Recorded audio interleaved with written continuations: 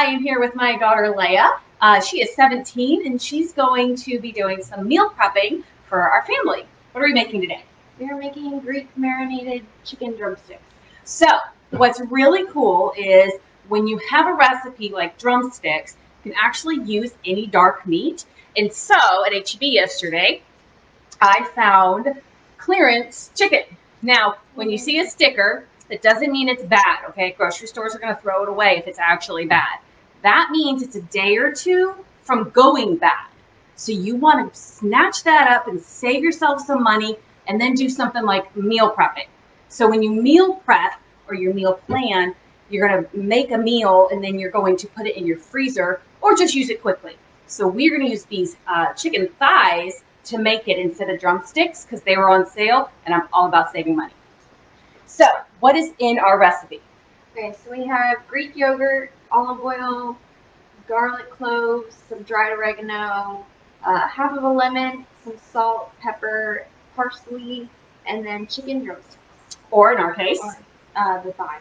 So what's really cool about meal prepping and planning is the recipe comes together in a single bowl or container, and then you can freeze it just like that, so it becomes a dump recipe. So you're not spending that time in the kitchen doing all this work. So you do it when you have an extra 30 minutes, and it really doesn't take that long anyways, but if you're doing more than one, it might take 30 minutes. So what is the first thing we're going to do? First thing we're going to do is we are going to measure out a cup of Greek yogurt. That's right. So we're going to put it in our delectable. I'm going to angle this down so you can see what we're doing. Do I need to stir it? You can definitely stir it. So yogurt is going to, make sure we can see us. Yogurt will separate. That's just a natural thing. That's nothing to worry about. You can stir it back in or you can pour off the liquid. It's not going to hurt your yogurt one way or the other. The liquid, if you pour it off, is going to become thicker and more creamy.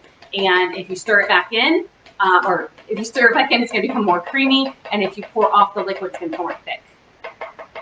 So there you go. Just scrape it in the 1 cup.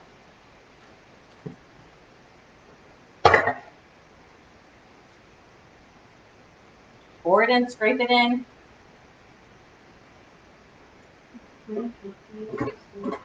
I can definitely use a spatula and scrape.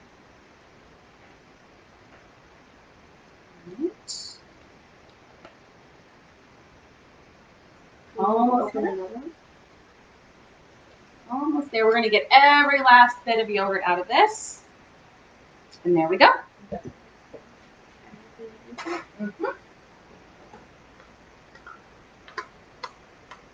You put this in front of you so you can clean your hands. So it's always good to have a towel nearby, especially when you're cooking with kids, because it's going to get messy and that's part of the fun. And that way they can clean their hands real easily. So you can put a towel on a drawer or just nearby, whatever works. Okay, perfect. Just put it to the side. Okay. She's like me. She's a scraper. She's gonna get every last ounce. That's right. Okay, what's next? Next, we're gonna get 2 tablespoons of olive oil. We have our olive oil in our Tupperware thingy. This is our counterscape. It is an old style. We do have the tilt and serve now, but this is what I put my olive oil in. And it doesn't spill. Awesome, awesome. And then we are going to get 4 cloves of garlic and we're going to squeeze it in our squeezer. So this is the zest and press. It does call for minced garlic. You can go to the store and buy a jar of minced garlic, and it's a little more expensive because somebody else has done the work. This is our zest and this is our oh my gosh, garlic press. Sorry, garlic press, and it will actually mince for you. So squeeze hard. You got it? And then you'll see that the garlic comes out right there. And so all I'm going to do is I'm actually going to just scrape the garlic press right there. So now my garlic is there, and then I can just use my spatula to scrape it in the bowl. Now, you're always going to have a byproduct, a little bit of that hardened skin that you're just going to throw away. I like to peel my garlic first. I just like to ensure that I do get all of it. You don't have to peel the garlic, and you can use the chop-in prep, the baby power chef, I call him the little brother, and you can mince your garlic that way too. So you have some options. So we're gonna do 4 of that. All right. And you can actually put more than 1 in there. So you can fill up your press with 2 or 3, depending on the size of the actual garlic, and go and fill that hopper all the way and press real hard, and then you'll get it all in there. Now we did want to show you one garlic without peeling it. So we're going to do a garlic without peeling it. We haven't done anything to it at all. It makes it a little bit harder to press, just because you do have to break through that skin, but you get the same result. So you get all that garlic there.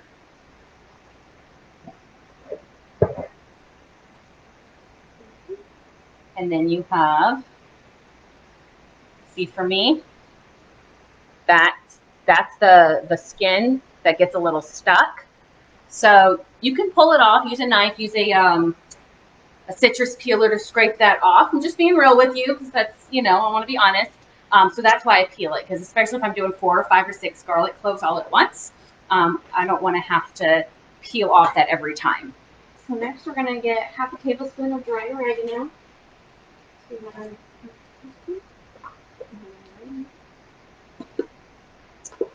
And these are our spice shakers. And what I really like about the spice shakers is you have the 2 sides. So you can shake or you can scoop. So here we're scooping. And what's really cool about seasonings, oregano, basil, parsley, any of that, you don't have to be super precise. So if you're measuring out and it says half a tablespoon, it's okay if it's a little over, a little mounded. It's not going to break your recipe. Baking cookies, cakes, things like that, you do want to be precise, especially with your baking soda and baking powders and things like that. So next we're going to get half of our lemon. And you said we're going to zest it first? Yes. So the recipe calls for a little bit of the zest. So it's always easier to zest the whole fruit. So if you're going to zest, you want to do the whole fruit before you cut it. So go ahead and just zest a little. Hi, Tanya. Okay, so we're just added. Now the flavor of a fruit, that looks perfect, comes from the zest. So if you need to add a little punch to your lemon meringue pies, or I found these amazing orange cream bars that I'm going to make later, we're going to use orange zest in that as well. If you're doing a key lime, anything like that, you want to put a little bit of that zest in there to add that oomph of flavor. Otherwise, it's just going to have a slight lemony or a slight orange or just a slight lime. So that zest really adds that power punch to it. Okay, now that we've zested it, we're just going to put it inside of the thing and squeeze. All right, so this is our zest and press. It's one of my favorite pieces because it gets every last ounce of juice out of that lemon, that lime, that orange. Just squeeze it with all your might. Also works them biceps, so you're working on it. And this is all that's left. So this lemon is completely done. Now it only calls for half, and I've never made this recipe before, so we're going to follow it, and we're only going to do half. If we want it more lemony, we'll just do the other half later. I'm going to have to find a recipe for this right now, though. And then we're going to do half a teaspoon of salt. Okay. We are almost ready to add our chicken. I'm so excited. And then we're going to do 1 tablespoon of dried parsley. Now you can use fresh parsley. The recipe does say you can use fresh parsley, but it does also say you could just substitute a tablespoon of dried. Remember that when you're shopping, because fresh herbs, if you don't grow your own in the garden, fresh herbs can be quite expensive. So fresh basil, fresh parsley, mint, any of that.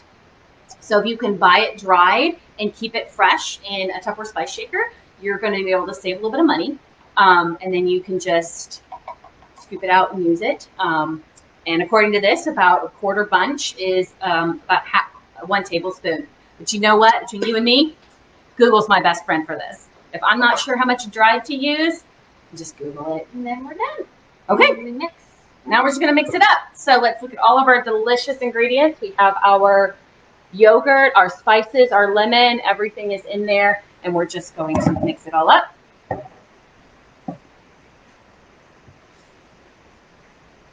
And when you're mixing, don't be shy. You can use a whisk, you can use a spatula. The bowls are deep enough that you can just kind of go ahead and get it all incorporated.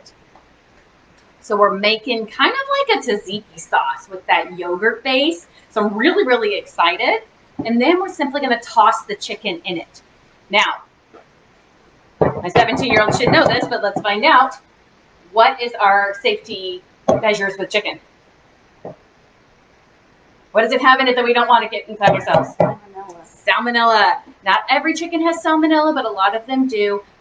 They do harbor that. So cross-contamination is a big thing. When we're done with the chicken, I'll be disinfecting the entire cabinet and the counter here because I don't want to be doing another meal or the cookies I told you about, the cream bars, things like that on this surface. So we're going to definitely be disinfecting afterwards and washing our hands. So you just want to be careful when you're cooking with kids, especially if they're young, 12 or younger, that you're watching them. Because my 9-year-old, he works with chicken, meal prep, and then he'll run around the house and I'm like, wait, you gotta wash your hands. So he doesn't realize. So you want to definitely be teaching safety with your kids when you are meal prepping with them. All right, so we're going to take this and we're going to just open it up.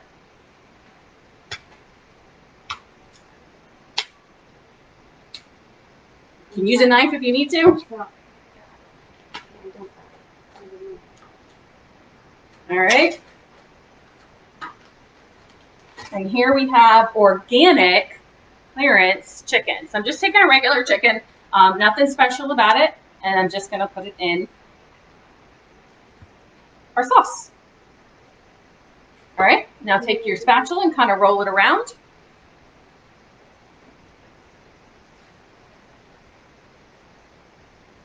All right, so she's just coating it now. So chicken, we are creating, this is a Greek marinated chicken. So the marinate in the recipe implies that you need to let it sit and rest and marinate. So chicken needs to marinate for at least 2 hours. So this is not tonight's dinner, but we are going to let it rest and it'll be tomorrow's lunch. How are we going to do that? We're going to put it in our crystal wave. So our crystal wave is great for plan-overs. Of course, you want to label it. You want to make sure people know it's raw. This is not to be eaten yet. But this is a great way, especially if you have kids that need to feed themselves during lunch, that you can put it in there and you can write your directions right here on either, this is glossy, so it will come off with alcohol, or you can just write down a masking tape and put, pour in stat cooker, heat for 12 minutes. So you can write your directions right here for your kids, especially if they're 15, 16, 17, and they literally are going to take this, dump it in your stat cooker, 12 minutes in the microwave, and then they've got lunch while you're in the office working. So that's really, really important to think about, is how are your kids going to feed themselves while we're all working at home, especially school starting soon. All right, so now, there it is. They're all covered. And we're simply going to pour them into our crystal wave. And our crystal wave is on sale right now. So make sure you're telling people this is a great way to meal plan and prep for their families. All right. You might have to move them around a little bit to get them to fit flat. Perfect. Well, that looks so good. Tomorrow, we're going to cook it in our stat cooker. I'm going to put it in the big one. This is the 3-quart. So this is the big base. I didn't realize wearing blue we weren't going to be able to see the difference, so I apologize.